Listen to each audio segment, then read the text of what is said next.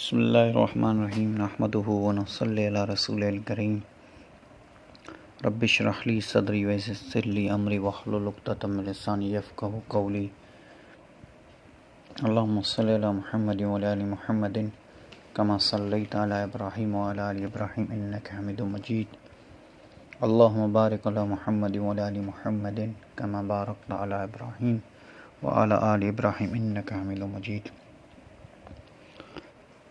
تو دوستو بزرگوں، ہماری جو بات سیرت کے موضوع پر چل رہی تھی، اس میں ہماری بات یہاں تک پہنچی تھی کہ مکے میں ظلم و ستم زیادہ ہو گیا تو سارے صحابہ حضور کے پاس آتے تھے کہ یا رسول اللہ کیا کریں، ہم سے برداشت نہیں ہوتا۔ پھر حضرت عثمان رضی اللہ تعالی عنہ آئے، حضرت خباب آئے، تو حضرت عثمان نے کہا یا رسول اللہ آپ کہتے ہو صبر کرو صبر کرو، کیسے ہم صبر کریں؟ یہ جن کے پاس طاقت ہے وہ بھی کچھ نہیں کر پاتے، آپ ان کو کہتے ہو صبر کرو، یا رسول اللہ کوئی رستہ نکالیں۔ تو آپ علیہ الصلوۃ والسلام نے ان کو فرمایا کہ تم ایسا کرو کہ تم حبشہ ہجرت کر لو۔ میں نے سنا ہے حبشہ کا جو بادشاہ ہے نجاشی، وہ جو ہے وہ کسی پہ ظلم نہیں کرتا، اور حبشہ میں کسی پر ظلم نہیں ہوتا، تو تم حبشہ ہجرت کرو۔ فرمایا کہ سب سے پہلے حبشہ ہجرت کرنے والے جو تھے حضرت عثمان اور ان کی بیوی رقیہ بنت محمد صلی اللہ علیہ وسلم تھی۔ آپ علیہ الصلوۃ والسلام نے فرمایا حضرت ابراہیم علیہ الصلوۃ والسلام نے جو آزر کا گھر چھوڑا اور لوط علیہ الصلوۃ والسلام ان کے ساتھ ہو گئے، سب سے پہلے جو اس کے بعد جو ہجرت ہے وہ حضرت عثمان کر رہا ہے، اللہ کے راستے میں ہجرت عثمان کی ہے، اللہ کے راستے میں ہجرت۔ اور حضرت عثمان رضی اللہ تعالیٰ عنہ اور ابو حذیفہ رضی اللہ تعالیٰ عنہ اور 13 کل صحابہ تھے۔ بعض روایات میں آتا ہے کہ اب حضرت ابو بکر صدیق رضی اللہ تعالیٰ عنہ نے کہا یا رسول اللہ مجھے بھی اجازت ہے کہ میں بھی ہجرت کروں، کہ اب ان کا حال مجھ سے دیکھا نہیں جاتا، ان سے اب مجھے سے برداشت نہیں ہوتا ان کا حال۔ تو حضرت ابو بکر صدیق کو نبی پاک صلی اللہ علیہ وسلم نے اجازت دے دی کہ ابو بکر تم بھلے جاؤ ہجرت کے لیے۔ جب وہ ہجرت کے لیے جا رہے تھے تو باہر دیکھا کہ ایک آبیش لوگ ہیں، عام لوگ، آبیش کہتے ہیں عام لوگوں کو، سردار نہیں تھے، عام لوگ تھے۔ ان کا ایک سردار تھا ابن دگنا، تو دیکھ کر حضرت ابو بکر صدیق کو اور اونٹ دیکھ کر، ان کے ساتھ مال دیکھ کر، جو اونٹوں پہ پڑا ہوا تھا سامان دیکھ کر فوراً آ گئے حضرت ابو بکر صدیق کے پاس اور کہنے لگے اے ابا بکر کہاں جا رہے ہو؟ ابا بکر کہاں جا رہے ہو؟ ابو بکر نے کہا تم دیکھتے نہیں ہو کہ مکے کا کیسا حال ہے، اب ہجرت کے سوا کوئی چارہ نہیں ہے ہمارے پاس۔ تو ابن دگنا نے کہا کہ واللہ خدا کی قسم کھا کے میں کہتا ہوں کہ آپ تو صلح رحمی کرنے والے ہو، یتیموں کے اوپر ہاتھ رکھنے والے ہو، بیواؤں کی مدد کرنے والے ہو، غلاموں کو آزاد کرنے والے ہو، آپ نہ جاؤ، آپ نہ جاؤ۔ تو حضرت ابو بکر صدیق رضی اللہ تعالیٰ عنہ نے کہا کہ مکے والے ہمارے ساتھ یہ سب کچھ کر رہے ہیں اور تم کہتے ہو نہ جاؤ۔ اس نے کہا کہ ابن دگنا نے کہا کہ میں آپ کی امان لیتا ہوں، بس آپ نہ جاؤ۔ تو پھر حضرت ابو بکر صدیق رضی اللہ تعالیٰ عنہ واپس ہو گئے، اور پھر دار ندوہ میں سارے یہ بیٹھے ہوئے تھے قریش مکہ۔ تو ابن دگنا نے کہا اے سارے قریشوں بات سن لو، میں نے حضرت ابو بکر صدیق رضی اللہ تعالیٰ عنہ کو امان دی ہے، اس لیے اگر کوئی حضرت ابو بکر صدیق رضی اللہ تعالیٰ عنہ کو کچھ بھی کہے گا تو میں اپنے قبیلے والوں کو لے کے آؤں گا، تمہاری بوٹی بوٹی کر دیں گے۔ تو اس کے بعد ابن دگنا چلے گئے۔ حضرت ابو بکر صدیق رضی اللہ تعالیٰ عنہ نے پھر قرآن پڑھنا شروع کیا، وہاں پہ طواف کیا اور قرآن پڑھنا شروع کیا۔ تو جو وہ تھے آدمی وہ بھاگتے ہوئے گئے اور ابن دغنا کو لے کے آئے.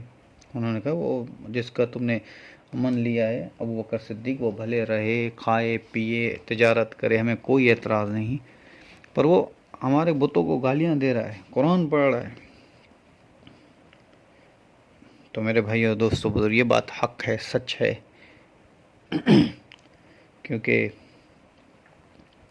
حق اور سچ آپ علیہ الصلاۃ والسلام 40 سال ان کے بیچ میں رہے، صادق اور امین کہتے تھے، آپ سے اپنے فیصلے کرواتے تھے. ابو بکر صدیق رضی اللہ تعالیٰ عنہ بھی ایسے لوگوں میں تھے جیسے مکہ میں چیف جسٹس کی حیثیت ہوتی ہے، ویسے ابو بکر کی حیثیت تھی رضی اللہ تعالیٰ عنہ. پر جب اسلام قبول کیا، وہ کہتے ہیں بھائی عبادت کرو، اپنی عبادت کا دعوت نہ دو. تو یہ بڑی سخت بات ہے نا ان کے لیے، دعوت نہ دو. حضرت عبداللہ بن مسعود رضی اللہ تعالیٰ عنہ جب انہوں نے قرآن پڑھا کعبے میں کے پاس، تو ان کو بہت مارا، اور وہ سورہ الرحمن پڑھ رہے تھے، کسی روایت میں آتا ہے، اور جب تک سورہ الرحمن ختم نہ کی تو وچڑے کھاتے رہے، تکلیفیں برداشت کرتے ہیں. پھر نبی پاک صلی اللہ علیہ وسلم عیادت کے لیے آئے، آپ نے ان کے ہاتھ زخم پہ اپنے ہاتھ پھیر رہے تھے جسم پر، تو کہنے لگے عبداللہ تو بڑا کمزور ہے، تو ایسا نہ کر، اپنے دین کو چھپا دے جب تک ہمارا غلبہ ہو. عبداللہ بن مسعود نے کہا یا رسول اللہ، میرا تو آپ مجھے اجازت دیں، میں تو پھر ان کو فاروں کے بیچ میں جا کے قرآن پڑھنا چاہتا ہوں. تو یہ ہمت تھی ان صحابہ کی. تو پھر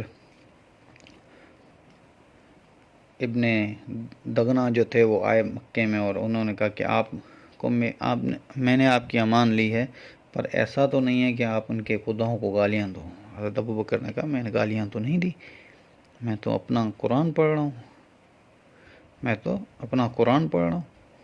تو حضرت ابو بکر صدیق رضی اللہ تعالیٰ عنہ کو خود نے کہا اگر یہ گالیاں ہیں تو پھر کیا ہو سکتا ہے. حضرت ابو بکر نے کہا ابن دغنا تو میری امان چھوڑ دو، بس میرے حفاظت جو ہے اللہ پاک خود کرے گا، اللہ جب چاہے گا، ہاں میری تو حفاظت اللہ پاک خود کرے، اور اللہ پاک جب چاہے گا تو میرے لیے آسانی بھی کرے گا. اب یہ مسئلے بڑھنے لگے، مکے والوں کو ہر کسی کی آنکھوں میں آنے لگے یہ مسئلے سارے. حضرت عمر رضی اللہ تعالیٰ عنہ ایک بار وہاں سے گزر رہے تھے رات کے ٹائم پہ، تو دیکھا ایک عورت جا رہی تھی. اس نے کہا کہ کون ہو تم؟ اس نے کہا میں اللہ کی بندی ہوں، فلاں میرا نام ہے. اس نے کہا کہ تم کہاں جا رہی ہو ابھی اس وقت میں؟ تو حضرت عمر کو اس نے کہا، حضرت عمر ابھی مسلمان نہیں ہوئے تھے، تو حضرت عمر کو اس نے کہا کہ اے عمر تو ہمیں چھوڑ دے، ہمیں تو سیدھا رہنے نہیں دیتا یہاں پہ مکے میں، تم لوگ اب ہم ہجرت کر کے کہیں اور جانا چاہتے ہیں، پھر بھی تم ہمیں نہیں چھوڑ رہے. تو حضرت عمر تو وہاں سے تو ہو گئے چپ چلے. پھر حضرت عمر رضی اللہ تعالیٰ عنہ سوچتے رہے کہ اب میں محمد صلی اللہ علیہ وسلم کو قتل کر دوں گا، اب میں محمد صلی اللہ علیہ وسلم کو قتل کر دوں گا. اور کسی روایت میں ایسا آتا ہے کہ کافروں نے جو ہے وہ ایک مشورہ کیا، اور اس میں کفار مکہ جو تھے اس میں حضرت عمر رضی اللہ تعالیٰ عنہ بھی تھے. حضرت عمر رضی اللہ تعالیٰ عنہ نے کہا کہ کوئی مائی کا لال جو اٹھے اور نبی پاک صلی اللہ علیہ وسلم کو نعوذ باللہ قتل کر دے. حضرت عمر نے کہا میں کروں گا قتل. لوگوں نے کہا ہاں بے شک تم ہی کر سکتے ہو. پھر وہ تلوار ہاتھ میں لٹکائے ہوئے اور چلے گئے، اسی فکر میں جا رہے تھے. تو ایک روایت میں آتا ہے نعیم بن عبداللہ ان کو ملے، اگلے دن نعیم بن عبداللہ ان کو ملے، وہ مسلمان ہو گئے تھے.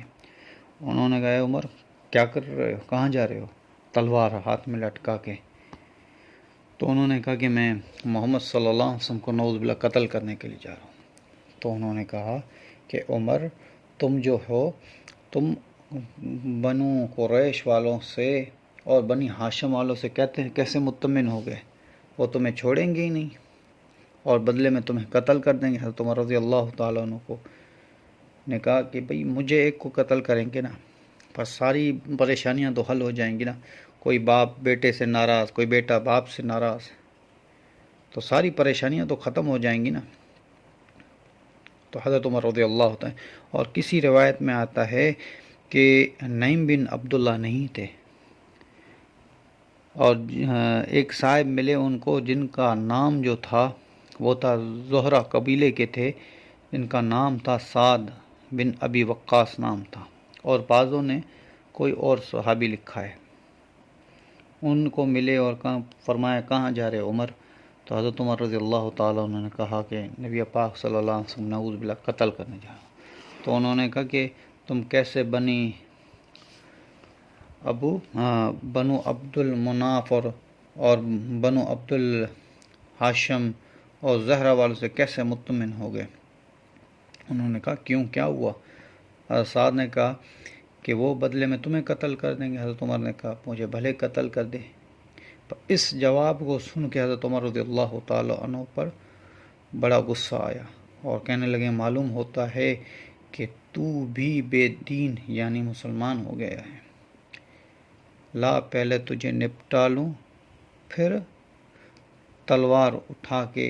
اور حضرت سعد رضی اللہ تعالیٰ عنہ کو بھی یہی کہا کہ ہاں میں مسلمان ہو گیا ہوں، تلوار سنبھالی۔ دونوں طرف سے تلواریں چلنے لگی تھی کہ حضرت سعد رضی اللہ تعالیٰ عنہ نے کہا کہ اپنے گھر کی تو خبر لے، تیری بہن اور بہنوئی دونوں مسلمان ہو چکے ہیں۔ یہ سن کر اور بھی غصہ بڑھ گیا، اور کسی روایت میں آتا ہے نعیم بن عبداللہ جو تھے انہوں نے ان کو بتایا کہ ان کا ذہن جو ہے وہ دوسری طرف کرنے کے لیے کہ عمر بڑا جذبات ہے، کچھ بھی گڑبڑ کر سکتا ہے، تو حضرت عمر رضی اللہ تعالیٰ عنہ کو ایسے بھیجا کہ تمہاری بہن اور بہنوئی بھی مسلمان ہوں، ان کی تو خبر لے پھر دوسروں کو جا کے سنو۔ تو وہ فوراً اپنے گھر گئے، اور وہ فوراً اپنے گھر گئے، سیدھے اپنے گھر گئے، بہن کے گھر گئے، اور وہاں جا کے حضرت خباب رضی اللہ تعالی عنہ جو مسلمان ہو چکے تھے اور ان دونوں میاں بی بی کو قرآن پڑھا رہے تھے، حضرت عمر رضی اللہ تعالیٰ عنہ نے دروازہ کھٹکھٹایا۔ انہوں کی آواز سے حضرت خباب رضی اللہ تعالیٰ عنہ اندر چھپ گئے، پھر وہ صحیفہ جلدی میں وہیں باہر ہی رہ گیا تھا، پھر اس میں قرآنی آیتیں لکھی ہوئی تھی، اور جیسے دروازہ کھلا حضرت عمر رضی اللہ تعالیٰ عنہ کے ہاتھ میں کوئی چیز تھی، وہ اپنی بہن کے سر پر ماری جس سے سر سے خون بہنے لگا، اور کہنے لگے کہ اے اپنی جان کی دشمن، تو بھی بے دین یعنی مسلمان ہو گئی ہے۔ اس کے بعد گھر میں آئے اور پوچھا کہ تم کیا کر رہی ہے، کس کی آواز تھی؟ بہنوئی نے کہا کہاں بات چیت کر رہے تھے؟ کہنے لگے کیا تم نے اپنے دین کو چھوڑ کے دوسرا دین اختیار کر لیا؟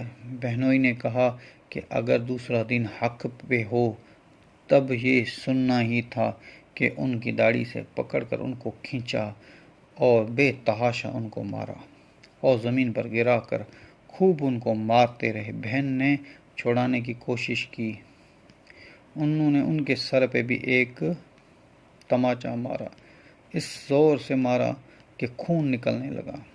وہ بھی آخر عمر ہی کی بہن تھی، کہنے لگی کہ اے عمر ہمیں کیوں مارتے ہو؟ اس لیے مارتے ہو کہ ہم مسلمان ہو گئے ہیں؟ بے شک ہم مسلمان ہو گئے ہیں، جو تجھ سے ہو سکے کر لے۔ اس کے بعد حضرت عمر رضی اللہ تعالیٰ عنہ کی نگاہ اس صحیفے پر پڑی جو جلدی میں باہر ہی رہ گیا تھا، اور غصہ کا جوش بھی اس سے مارا پیٹ میں کم ہو گیا، اور بہن سے کہا اس طرح خون میں بھرنے پر شرمندہ ہو رہے تھے۔ کہنے لگے اچھا مجھے دکھاؤ یہ کیا ہے؟ بہن نے کہا تو ناپاک ہے، اس کو ناپاک ہاتھ میں نہیں لے سکتی۔ ہر چند اصرار کیا مگر وہ نہ مانی۔ وضو کیا، غسل کیا کرنے کے بعد حضرت عمر رضی اللہ تعالیٰ عنہ نے غسل کیا اور پھر اس کو اٹھایا اور پڑھا۔ اس میں سورۃ طٰہٰ کی آیتیں لکھی ہوئی تھی، انی انا اللہ لا الہ الا انا فاعبدونی واقم الصلاۃ ذکری تک پڑھا کہ حالت ہی بدل گئی۔ ہاں اچھا کہنے لگے کہ اچھا مجھے بھی محمد صلی اللہ علیہ وسلم کی خدمت میں لے چلو۔ یہ لفظ سن کر حضرت خباب رضی اللہ تعالیٰ جو اندر سے نکلے اور کہا، اے عمر تجھے خوشخبری دیتا ہوں، کل شب میں نبی اکرم صلی اللہ علیہ وسلم نے دعا مانگی تھی کہ یا اللہ عمر اور ابو جہل، عمر بن خطاب اور عمر بن حشام میں سے ابو جہل کے نام تھا، میں سے جو تجھے زیادہ پسند ہو اسے اسلام کو قوت عطا فرما۔ یہ دونوں قوت میں مشہور تھے۔ معلوم ہوتا ہے عمر، حضور اکرم صلی اللہ علیہ وسلم کی دعا تمہارے حق میں قبول ہو گئی۔ اس کے بعد حضور اکرم صلی اللہ علیہ وسلم کی خدمت میں حاضر ہوئے اور جمعے کو صبح کو مسلمان ہوئے۔ انشاءاللہ بات چلتی رہے گی آگے بھی۔ وما علینا الا البلاغ۔